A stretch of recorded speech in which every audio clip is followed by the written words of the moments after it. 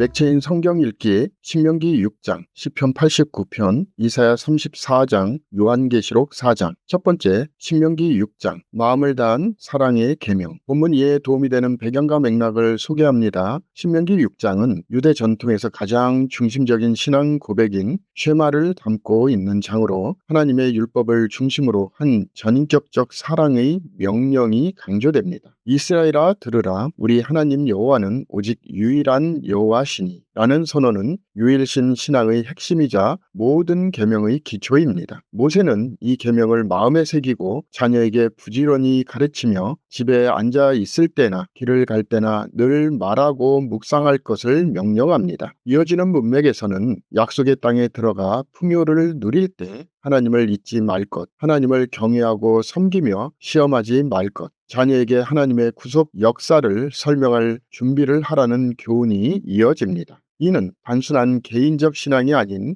가정과 공동체 전체가 하나님 앞에 살아가야 할 거룩한 소명임을 드러냅니다.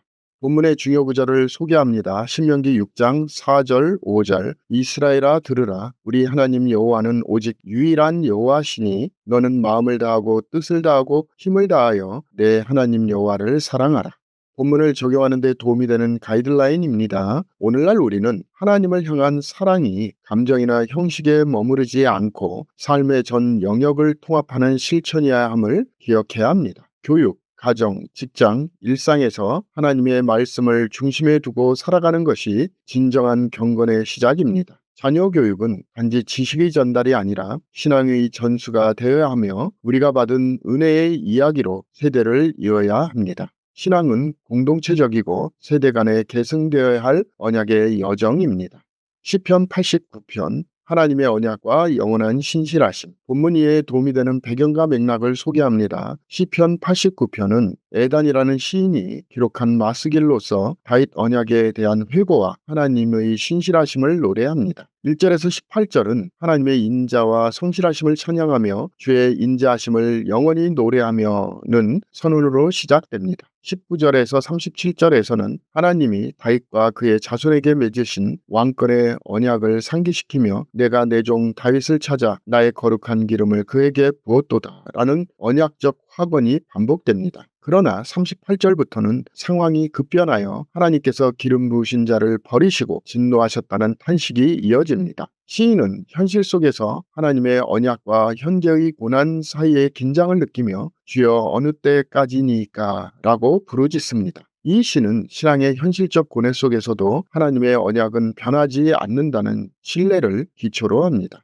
본문의 중요 구절을 소개합니다. 시편 89편 34절 35절. 내 언약을 깨트리지 아니하고 내 입술에서 낸 것은 변하지 아니하리로다. 내가 나의 거룩함으로 한번 맹세하였은즉 다윗에게 거짓말을 하지 아니할 것이라.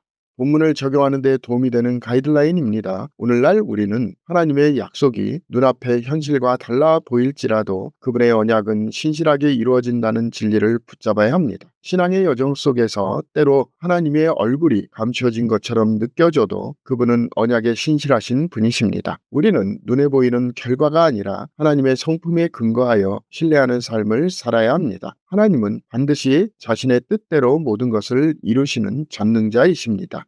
세 번째, 이사야 34장, 열방을 향한 하나님의 심판 선언. 본문 이해에 도움이 되는 배경과 맥락을 소개합니다. 이사야 34장은 하나님의 보편적 심판을 주제로 하며 특히 에돔을 대표적인 심판의 대상으로 삼아 하나님의 거룩한 진노를 묘사합니다. 서두에서 땅에 있는 모든 것들아 귀를 기울이라는 표현은 심판의 범위가 특정 민족이 아니라 모든 열방을 향한 보편적 경고임을 나타냅니다. 5절에서 여호와의 칼이 하늘에서 족하게 마셨은즉 에돔 위에 내려 그 진멸할 백성 위에 심판을 행할 것이라는 표현은 하늘에서 시작된 하나님의 심판이 지상에 임함을 상징합니다. 에돔은 이스라엘의 형제, 민족이었으나 끊임없이 하나님 백성에 대한 적대와 교만을 드러낸 자로서 영원한 심판의 상징이 됩니다. 이 장은 하나님이 죄악과 불의에 대해 결코 침묵하지 않으신다는 공의의 메시지를 전달합니다. 본문의 중요 구절을 소개합니다. 이사야 34장 7절 8절. 들소와 송아지와 숫소와 함께 도살장에 내려가니 그들의 땅이 피에 취하며 흙이 기름으로 윤택하리라. 이것은 여호와께서 보복하시는 날이요 시온의 송사를 위하여 신원하시는 해라. 본문을 적용하는 데 도움이 되는 가이드라인입니다. 오늘날 우리는 하나님의 심판이 멀게만 느껴질 수 있으나 그분은 여전히 거룩하시며 죄에 대해 반드시 의로운 심판을 행하시는 분임을 기억해야 합니다. 하나님은 교회를 핍박하는 세상 권세에 대해 반드시 보복하시며 자신의 백성을 위하여 정의를 세우십니다. 우리는 공의로우신 하나님을 경외하며 악에 동조하지 않고 빛 가운데로 걸어야 합니다. 하나님의 최종 심판은 정의의 회복을 위한 필연적인 과정입니다.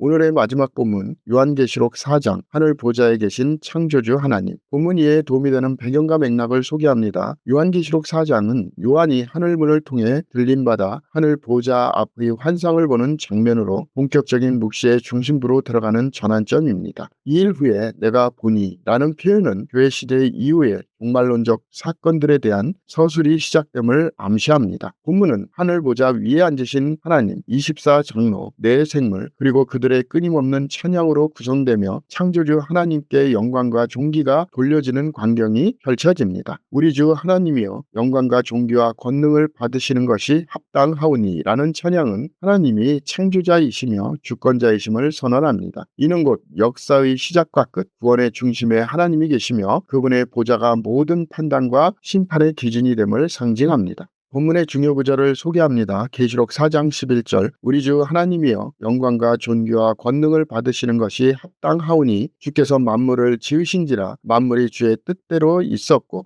또 지으심을 받았나이다 하더라. 본문을 적용하는 데 도움이 되는 가이드라인입니다. 오늘날 우리는 모든 역사와 존재의 중심에 하나님이 계심을 잊지 말아야 합니다. 세상의 질서와 정치, 권세가 혼란스럽게 보일지라도 하나님은 여전히 보좌에 앉아 다스리시고 계십니다. 우리의 경배는 환경에 따라 달라지는 감정이 아니라 창조주 하나님께 드리는 변함없는 고백이어야 합니다. 참된 예배는 하나님을 보좌 위에 모시는 삶의 중심을 세우는 일입니다. 감사합니다.